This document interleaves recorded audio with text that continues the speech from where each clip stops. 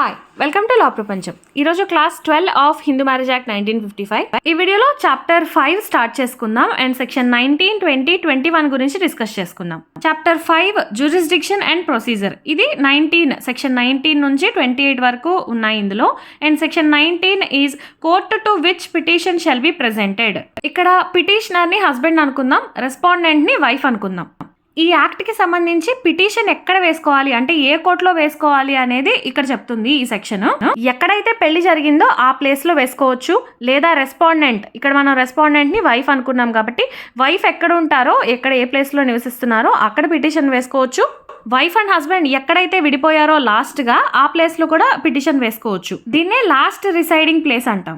ఒకవేళ వైఫ్ కనుక పిటిషన్ వేయాలనుకుంటుంటే తను ఏ ప్లేస్ లో ఉంటుందో అక్కడ వేసుకోవచ్చు. ఒకవేళ రెస్పాండెంట్ 7 years ఆర్ అబోవ్ గనక కనిపించలేదనుకోండి, అప్పుడు పిటిషనర్ ఎక్కడ ఉంటున్నారో అక్కడ పిటిషన్ వేసుకోవచ్చు. ఫర్ ఎగ్జాంపుల్ వైఫ్ కనుక 7 years ఆర్ అబోవ్ కనిపించట్లేదు అనుకోండి, అప్పుడు హస్బెండ్ ఏ ప్లేస్ లో ఉంటున్నారో అక్కడ పిటిషన్ వేసుకోవచ్చు. ఒకవేళ పిటిషనర్ గనక ఇండియాలో ఉండి రెస్పాండెంట్ గనక అవుట్ సైడ్ కంట్రీ ఉన్నట్లయితే పిటిషనర్ ఇండియాలో ఉన్నారు కాబట్టి ఇండియాలో వేసుకోవచ్చు. పిటిషనర్ అంటే పిటిషన్ వేసేవారు.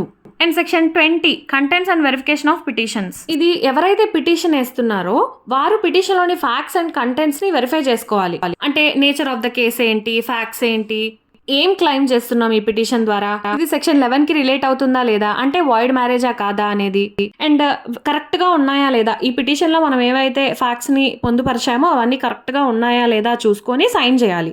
అలా సైన్ చేసిన పిటిషన్ ఏదైతే ఉందో దాన్ని ఎవిడెన్స్ గా కూడా కన్సిడర్ చేస్తాము. And section 21 application of act 5 of 1908. ఈ సెక్షన్ ఏం లేదండి, హిందూ మ్యారేజ్ లో ప్రొసీడింగ్స్ ఏవైతే ఉంటాయో అవన్నీ కూడా సివిల్ ప్రొసీజర్ కోడ్ ప్రకారంగానే జరగాలి, రెగ్యులేట్ అవ్వాలి అనేది చెప్తుంది.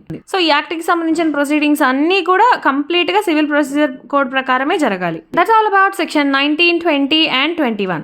ఓర్పు కష్టపడే తత్వం నీదైతే అదే నీ విజయానికి తొలిమెట్టు. సత్యమేవ జయతే.